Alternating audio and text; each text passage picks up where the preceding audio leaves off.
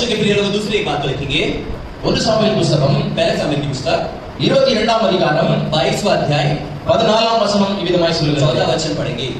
अहीमेलेक ने राजा को उत्तर देकर कहा, तेरे समस्त कर्मचारियों में दाऊद के तुल्य विश्वास योग्य कौन है? वह तो राजा का दामाद है और तेरी राजसभा में उपस्थित हुआ करता और तेरे परिवार में प्रतिष्ठित है। இங்கே தாவீதை குறித்து சொல்லப்படுகிறது. यहाँ दाऊद के बारे में कहा गया है। அகிமெலேக் என்பவர் ராஜாவினிடத்தில் தாவீதை குறித்து சாட்சி கொடுக்கிறார். यहाँ पर अहीमेलेक राजा के सामने दाऊद के बारे में साक्षी दे रहा है। இந்த தாவீது மிகவும் உண்மையுள்ள மனிதன். ये दाऊद बहुत ज्यादा विश्वास योग्य मनुष्य है। அது மட்டுமல்ல, அவன் கனமுள்ள பாத்திரமாய் இருக்கிறான். वो बहुत ज्यादा प्रतिष्ठित आदमी है। அப்ப தாவீது கனப்படுத்தப்பட்டதனுடைய காரியம் என்ன? तो दाऊद का यहाँ पर इतना ज्यादा आदर मिलने का कार्य क्या है? அவன் உண்மையுள்ள மனிதனாக இருக்கிறான். वो विश्वास योग्य मनुष्य। முதலாவதாக பார்த்தோம், पहले हमने देखा தேவனை கனப்படுத்துகிறவரை தேவன் கனப்படுத்துவார். जो परमेश्वर का आदर करेगा परमेश्वर उसका आदर करेगा। இரண்டாவதாக பார்க்கிறோம், दूसरा हम देखते हैं உண்மையுள்ள மனிதனாக வாழும் பொழுது विश्वास योग्य मनुष्य के जीने समय தேவன் நம்மை உயர்ந்த இடத்திலே வைப்பார். परमेश्वर हमें ऊंचे स्थान पर रखेगा। அநேக நேரம் நம் சர்ச்சுக்கு வராமல் இருக்கும் பொழுது, आज कई समय हम कलिसिया में आए बिना रहते हैं, तब நம்முடைய ஐயாவோ இங்கே ஊழியம் செய்கிறவங்களோ நம்ம இடத்தை வந்து விசாரிக்கும் பொழுது, हमारे सेवक यहाँ पर सेवका करने वाले लोग कोई भी जब आपको आके पूछते हैं, तब ஏன் இந்த சண்டே சர்ச்சுக்கு வரல அப்படின்னு கேட்கும் பொழுது, क्यों संडे चर्च में नहीं आए पूछते समय நாம என்ன சொல்லுகிறோம்? हम क्या कहते हैं? அநேக பிள்ளைகள் என்ன சொல்றாங்கன்னா பொய் தான் சொல்றாங்க. कई लोग तो झूठ ही बोलते हैं। என்ன சொல்றாங்க? क्या बोलते हैं? நாங்க முக்கியமான இடத்துக்கு போயிட்டோம், அங்க போயிட்டோம், இங்க போயிட்டோம் என்று சொல்லி நம்ம பொய் சொல்லுகிறோம். हम यहाँ चले गए थे, वहाँ चले गए, बहुत ही इंपॉर्टेंट काम था, ऐसा करके झूठ बोलते हैं। நம்மிடத்திலே உண்மை இல்லை. हमारे अंदर सच्चे नहीं है। நான் இப்ப இரண்டாவது ஒரு क्वेश्चन கேக்குறேன். मैं एक और प्रश्न पूछता हूँ, யாரெல்லாம் தேவனுடைய காரியத்தில் உண்மையாக இருக்கிறோம்? कितने लोग परमेश्वर के कामों में विश्वास योग्य हैं? கையில உயர்த்தி காண்பிப்போமா? अपने हाथों को उठा के दिखाएंगे क्या? தேவனுடைய காரியத்தில் நான் உண்மையா இருக்கிறேன். परमेश्वर के कामों में मैं विश्वास योग्य हूँ। நான் என்ன சொல்லுகிறேன் புரியுதா உங்களுக்கு? मैं क्या बोल रहा हूँ आपको समझ में आ रहा है क्या? நாம் உண்மையாக இருப்பது தேவனுடைய கவனத்திலே இருக்கிறது.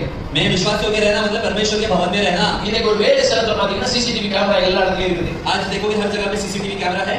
அப்போ அவங்க உண்மையாக இருக்கிறார்களா வேலை செய்கிறார்களா என்று சொல்லி सीसीटीवी கேமரா காண்பித்து तो கொடுத்துருது. ये लोग विश्वास योग्य है कि काम करते हैं कि ये हर जगह सीसीटीवी कैमरा से देख सकते हैं। இப்போ அதையும் தாண்டி நியூ டெக்னாலஜி என்னன்னா கம்ப்யூட்டர் வேலை செய்யறவங்களுக்கு எல்லாம் அந்த கம்ப்யூட்டர் வேலை செய்யறது இன்னொரு கம்ப்யூட்டரோட கனெக்ட் இருக்கிறது. आज और नया टेक्नोलॉजी के जो भी लोग कंप्यूटर में काम करते हैं उन सबके कंप्यूटर भी कंपनी के कंप्यूटर से जुड़े हुए हैं। அப்போ இவங்க सीसीटीवी கேமரா இல்லாட்டா கூட அந்த கம்ப்யூட்டர்ல என்ன வேலை செய்றாங்க, என்ன பண்றாங்க, எவ்வளவு நேரம் வேலை செய்றாங்கன்னு கண்காணிக்கப்படுகிறது. तो सीसीटीवी ना भी हो तो ये लोग कंप्यूटर में क्या काम करते हैं, कितने समय काम करते हैं, क्या क्या करते हैं, ये वहां बैठ के देख सकते हैं। அப்போ அந்த கம்பெனில நம்ம வேலை செய்யாம நான் வேலை செஞ்சேன்னு சொன்னா கண்டிப்பா காண்பித்து तो கொடுக்கப்படும். काम किए बिना अगर मैं कंपनी में बोलूं मैंने काम किया है तो पकड़ा जाऊंगा। Hallelujah hallelujah. அதே போலதான் ऐसे ही இங்கே ஆலயத்துல நீங்க வர்றீங்களா வரலையா, தேவனை துதிக்கிறீர்களா, வேதம் வாசிக்கிறீர்களா என்பதை குறித்து தேவாதி தேவன் அவரிடத்திலே கனெக்ட் வைத்திருக்கிறார். वैसे ही आप कलिसिया में आते हो क्या, यहाँ काम करते हो क्या, वचन पढ़ते हो क्या, आराधना करते हो क्या, ये सब स्वर्ग में बैठा मेरा परमेश्वर दिखता है। Hallelujah hallelujah. 24 மணி நேரம் நாம் கண்காணிக்கப்படுகிறோம். 24 घंटे हमारे ऊपर नजर रखी गई है। நம்முடைய பாஸ்டரிடத்திலே நாம் மறைத்து விடலாம். हमारे पास्टर के सामने हम बच सकते हैं, நாம் பாஸ்டரிடத்தில் பொய் சொல்லி விடலாம். पास्टर के सामने झूठ बोल सकते हैं, ஆனால் தேவனிடத்தில் பொய் சொல்ல முடியாது. परमेश्वर के सामने झूठ नहीं बोल அவர் सकते। 24 மணி நேரம் நம்மை கண்காணிக்கிற தேவனாக இருக்கிறார். 24 घंटे हमारे ऊपर हमें ताकता रहता है। Hallelujah hallelujah. இன்னைக்கு காலையில பைபிள் வாசிச்சீங்களா அப்படின்னு கேட்டா आज सुबह बाइबल पढ़ा क्या ऐसा पूछे तो உண்மையா நம்ம படித்திருந்தால் படித்துன்னு சொல்லணும். आज सही में पढ़ा तो पढ़ा कहना है। நம்ம படிக்காமல் படித்தேன் என்று சொன்னால் பொய் சொல்லுகிறதாக ஆகிவிடும். पढ़े बिना पढ़ा बोला तो वो झूठ हो जाएगा। ஆகவே நாம் நம்முடைய வாழ்க்கையிலே உயர்த்தப்படாதபடி கீழே இருக்கிறோம். इसीलिए हम अपने जीवन में ऊंचा उठाए बिना नीचे ही हैं। நாம் உயர்த்தப்பட வேண்டும் என்றால் अगर हमें ऊंचा उठना है तो தேவனுடைய காரியத்திலே நாம் உண்மையாக இருக்க வேண்டும். परमेश्वर के कामों में हमें विश्वास योग्य रहना है। இப்ப பக்கத்துல கையை பிடிச்சு சொல்லுங்க. अभी बाजू वाले हाथ पकड़ के कहिए, பக்கத்துல கையை பிடிச்சு அவங்க முகத்தை பார்த்து சொல்லுங்க. पड़ोसी का हाथ पकड़ के उनकी आंखों में देखकर कहिए, இன்றிலிருந்து आज से लेकर எல்லோரும் सभी लोग உண்மையாக இருங்கள். विश्वास योग्य रहो। நீ उन्மையாக இரு. तू विश्वास योग्य रहे அப்பொழுது தேவன் உன்னை கனப்படுத்துவார். तो परमेश्वर तेरा आदर करेगा। நாம் உண்மையாக இருக்கும் பொழுது हम विश्वास योग्य रहेंगे, தேவன் நம்மை ஆசீர்வதிப்பார். परमेश्वर हमें आशीष देगा। இன்னைக்கெல்லாம் செல்போனை வச்சுக்கிறாங்க. आज सब लोग क्या फोन है, எங்க இருக்குன்னு கேட்டா कहां पर पूछे तो எங்க நலசபால இருந்து नरसोपारा में रहकर நான் பாம்பேல இருக்கேன்னு சொல்லுவாங்க. मैं मुंबई में बोलते हैं, நான் கல்யாணத்துல இருக்கேன்னு मैं சொல்லுவாங்க. कल्याण में बोलते हैं। டக்கு டக்குன்னு அசால்ட்டா போய் சொல்றது வந்து டக்கு டக்குன்னு ஆகி போச்சு. ऐसा तुरंत तुरंत झूठ मुंह पे आना बहुत आसान हो गया है। இதெல்லாம் தேவன் கண்காணித்துக் கொண்டிருக்கிறார். ये सब कुछ परमेश्वर देखता है। Hallelujah hallelujah. கண்காணித்தும் இன்றைக்கும் நம்மை ஜீவனோடு பலனோடு வைத்திருக்கிறார் என்று சொன்னால் பெரிய அதிசயம். आज हमें जीवित और बलवंत रखा है, यही बहुत बड़ी बात है। நாம் செய்த தவறுகளுக்கு அவர் தண்டனை கொடுக்க ஆரம்பித்தால் நாம் உயிரோடு இருக்க முடியாது. मेरे हर किए गए धर्म के कामों के लिए अगर वो दंड देने रखा तो मैं जीवित नहीं रहूंगा। Hallelujah hallelujah. உண்மையாகவே நம்மை ஜீவனோடு வைத்திருப்பார் என்று சொன்னால் தேவன் நம்மை மிகவும் நேசிக்கிறார். सही में हमें जीवित रखता है मतलब परमेश्वर हमसे बहुत प्रेम करता है। தாவீது அவனுடைய வாழ்க்கை अपने जीवन को विश्वास योग्य करके जिया। ஆகையால் தான் இன்றைக்கும் தாவீதை குறித்து நாம் பேசுகிறோம். इसलिए आज भी हम दाऊद के नाम के बारे में बातें करते हैं। அவன் ஆடுகளை மேய்க்கும் போது உண்மையாக இருந்தான். वो जब भेड़ चला रहा था तभी भी विश्वास योग्य था। அவனுடைய வாழ்க்கையில் எல்லா காரியங்களிலும் அவன் உண்மையாக இருந்தான். अपने जीवन के हर काम में वो विश्वास योग्य रहा। அவன் அரசாட்சி செய்யும் பொழுது, அதாவது ராஜாவாக இருக்கும் பொழுதும் அவன் உண்மையாக இருந்தான். जो भी काम किया उसमें विश्वास योग्य रहा। ஜனங்களுக்கு உண்மையான காரியங்களை செய்தான். उसने लोगों के लिए अच्छे काम किए। அல்லேலூயா அல்லேலூயா। அதனால தான் தாவீதை குறித்து இன்றைக்கும் பேசிக் கொண்டிருக்கிறோம். इसलिए आज भी दाऊद के बारे में बातें करते हैं। நீங்களும் கனமுள்ள பாத்திரமாய் மாற வேண்டுமா? आपको भी एक प्रतिष्ठित व्यक्ति करके बनना है तो நீங்கள் தேவனிடத்திலே உண்மையாக இருங்கள். आप परमेश्वर की जगह पे विश्वास योग्य रहो। தேவன் நம்மை கனப்படுத்துவார். परमेश्वर हमें प्रतिष्ठित करेगा। அல்லேலூயா हालेलुया। தாவீதுக்கு கிடைத்த ஒரு பெரிய ஒரு அதிசயமான காரியம் என்னவென்றால், दाऊद का जो एक बहुत ही अद्भुत काम था वो तो था तो ஆடு மேய்த்துக் கொண்டிருந்த தாவீது भेड़ चलाने वाला दाऊद அவன் அரசனாக மாறிவிட்டான். वो एक राजा करके बना। தாவீது எப்படி ஆகிவிட்டார்?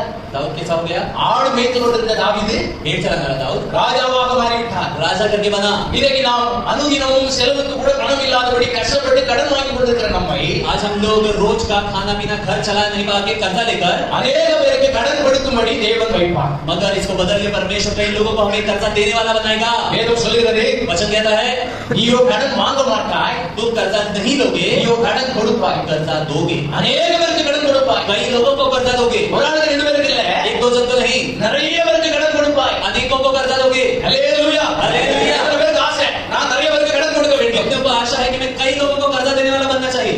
கரங்களை உயர்த்தி காண்பீங்க. हाथ उठा के दिखाएंगे। அல்லேலூயா हालेलुया। இப்போ சொல்லுங்க, பக்கத்துல கையை பிடிச்சி, आप पड़ोसी का हाथ पकड़ के कहिए நீ அநேக பேருக்கு கடன் கொடுப்பாய். तुम अनेक लोगों को कर्जा दोगे। நீ அநேக பேருக்கு கடன் கொடுப்பாய். तुम अनेक लोगों को कर्जा दोगे। நீ கடன் வாங்க மாட்டாய். तुम कभी कर्जा नहीं दोगे। அநேக பேருக்கு கடன் கொடுப்பாய். अनेक लोगों को कर्जा दोगे। நல்ல கரங்களை தட்டி உற்சாகமாக தேவனுக்கு மகிமை செலுத்துவோமா? வீட்டிலிருந்து வந்திய தேவனுடைய வல்லமை இறங்கி வந்து கடன் கொடுக்கிறவர்களாய் தேவன் மாற்றுகிறார். கடன் கொடுக்கிறவர்களாய் தேவன் மாற்றுகிறார். கடன் கொடுக்கிறவர்களாய் தேவன் மாற்றுகிறார். அதற்கு நாம் தேவனிடத்திலே உண்மையாக இருக்க வேண்டும். इसके लिए हमें परमेश्वर के सामने प्रतिष्ठित हमें विश्वास योग्य रहना होगा। ஆண்டவர் எதிர்பார்க்கிற காரியம் परमेश्वर जो हमसे चाहता है தினந்தோறும் வேதம் வாசிக்க வேண்டும். रोज हम वचनों को पढ़े। வேதம் வாசிக்கும் பொழுது என்ன நடக்கிறது? वचन पढ़ते समय क्या होता है? தேவன் நம்மோடு பேசுகிறார். परमेश्वर हमसे बातें करता है। தேவன் நம்மோடு பேசுகிறார். परमेश्वर हमसे बातें करता है। ஜெபம் பண்ணும்போது என்ன நடக்கிறது? प्रार्थना करते समय क्या होता है? நாம் தேவனோடு பேசுகிறோம். हम परमेश्वर से बातें करते हैं। அன்னைக்கு காலையில யாரா ஜெபம் பண்ணீங்க? आज सुबह किसी ने भी प्रार्थना की है क्या? எத்தனை பேர் சீக்கிரமா எந்திரிக்கிறீங்க? முதல்ல कितने लोग आज जल्दी उठे? पहली बात இந்த மும்பைல வித்தியாசமா இருக்குது. ये मुंबई में सब अलग है। நைட்ல 12 மணிக்கு மேல தான் படுக்கிறாங்க. रात को 12 से पहले कोई सोता नहीं। காலையில எழும்புறது லேட்டா தான் எழும்புறாங்க. सुबह भी देरी से ही उठते हैं। ஆனால் நம்முடைய ஊர்ல எல்லாம் அப்படி அல்ல. हमारे गांव में ऐसा नहीं है। நைட்ல சீக்கிரமா படுப்பாங்க, रात को जल्दी सो जाते हैं, காலையில சீக்கிரமா எந்திரிப்பாங்க. सुबह और जल्दी उठ जाते हैं। அதனால நான் மும்பை குறை சொல்லல. इसलिए मैं मुंबई को कम नहीं बोल रहा। மும்பையோட ஜனங்கள் நல்லா சுறுசுறுப்பா இருக்கிறீங்க. मुंबई के लोग बहुत ही अच्छे हो, उत्साहित हो। எல்லாம் ட்ரெயின்ல ஏறதும் வரதும் ஃபாஸ்டா ஏறாங்க, ஃபாஸ்டா போறாங்க, வராங்க. ट्रेन में उतरते चढ़ते समय बहुत ही तेजी से उतरते चढ़ते हैं। அல்லேலூயா அல்லேலூயா। ஆனால் தேவனுடைய காரியத்திலே நாம் உண்மையாக இருக்க और வேண்டும். हमें परमेश्वर के कामों में विश्वास योग्य रहना है। அதிகாலையில் எழுந்து என்னை தேடுகிறவர்களுக்கு நான் கண்டடைவேன் என்று சொல்கிறார். भोर को उठ के मुझे ढूंढने वाला मुझे पा जाएगा कहता है। அதிகாலையில் எழுந்து முழங்கால் படியிட்டு இயேசுவே உமக்கு நன்றி என்று சொல்லணும். भोर को उठ के घुटने टेक कर परमेश्वर यीशु तुझे धन्यवाद करके कहना है। இன்னைக்கு காலையில் எழுந்திருப்பது தேவனுடைய சித்தம். आज हम सुबह उठते हैं, ये परमेश्वर की इच्छा है। கடந்த வாரத்திலே पिछले दिनों में என்னுடைய மாமா मेरे मामा இங்க வைத்தியர்ல இருந்து இருந்தாங்க. इधर में रहते थे। கடந்த வாரம் வியாழக்கிழமை पिछले हफ्ते गुरुवार को காலையில் எழுந்திருக்கல. सुबह नहीं उठे। என்னன்னு சொல்லி பார்த்தா क्या क्या हुआ करके देखा तो மर गए. அவங்க இறந்துட்டாங்க. वो मर गए। चल बस। காரணம் என்ன? அவர்களுக்கு இரவிலே ஒரு மைல்டு அட்டாக் வந்திருக்கிறது. उनको एक छोटा अटैक आया नींद में ही। ஆனால் இன்னைக்கு நாம் சுகபலமாய் இருப்பது தேவனுடைய கிருபை.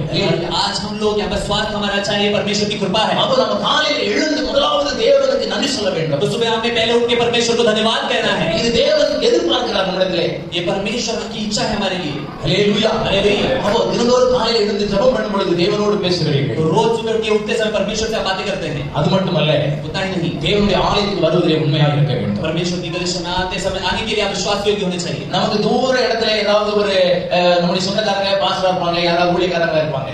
दूर कहीं हमारे कोई रिश्तेदार होंगे, पास्टर होंगे, அவங்க நம்ம இடத்துல போன் பண்ணி விசாரிப்பாங்க, वो लोग हमें फोन करके पूछेंगे இன்னைக்கு சர்ச்சுக்கு போனீங்களாமா? आज आप परीक्षा गए थे क्या?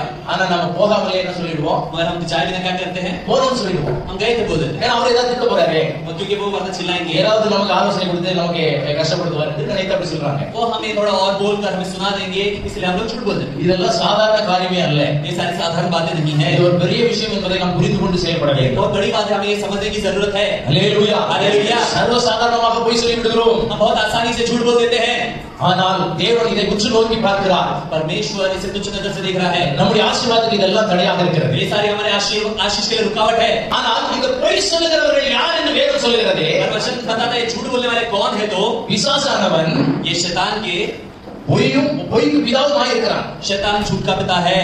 அவன் வந்து பொய் சொல்லுகிறதுக்கு அவன் வந்து தேவனை குறித்து சொல்லப்பட்டிருக்கிறது, தேவன் பொய் சொல்வதற்கு அவன் மனிதன் அல்ல அப்படின்னு சொல்லப்படுகிறது. वचन कहता है कि परमेश्वर झूठ बोलने वालों का पिता नहीं है, பிசாசு பொய்க்கு பிதா என்று சொல்லப்படுகிறது. वचन कहता है शैतान झूठ का पिता है। அப்ப பொய் சொல்லுகிறவர்கள் எல்லாம் யாரு? मतलब झूठ बोलने वाले सब कौन है? அப்ப பொய் சொல்லுகிறவர்கள் எல்லாம் யாரு? मतलब झूठ बोलने वाले सब कौन है? நீங்களே சொல்லுங்க. आप ही बोलो, பொய் சொல்லுகிறவர்கள் எல்லாம் யாரு? झूठ बोलने वाले सारे कौन है? பொய்க்கு பிதா பிசாசு, झूठ का पिता शैतान है। பொய் சொல்லுகிறவர்கள் तो झूठ बोलने वाले நம்ம சற்று நம்மை நாம் நிதானித்து அறிந்து புரிந்து கொள்ள வேண்டும். आपको हमें खुद अपना सत्य समझना है। நான் பொய் சொல்றேன்னா अगर मैं झूठ बोलता हूँ तो நான் தேவனுடைய பிள்ளை அல்ல, मैं परमेश्वर का संतान नहीं हूँ, அதுக்கு பதிலா பிசாசுடைய பிள்ளை. उसकी बदले हम शैतान। இது நல்லா புரிந்து கொள்ள வேண்டும். ये अच्छे से समझने की जरूरत है। நம்முடைய வாயிலிருந்து ஒரு பொய் வார்த்தை வரக்கூடாது. हमारे मुख से एक झूठा शब्द नहीं आना चाहिए। இரண்டாவது காரியம், உண்மை உள்ள மனிதன் பரிபூர்ண ஆசீர்வாதத்தை பெறுவான். दूसरा काम, विश्वासियों के मनुष्य परिपूर्ण आशीष को प्राप्त करेगा।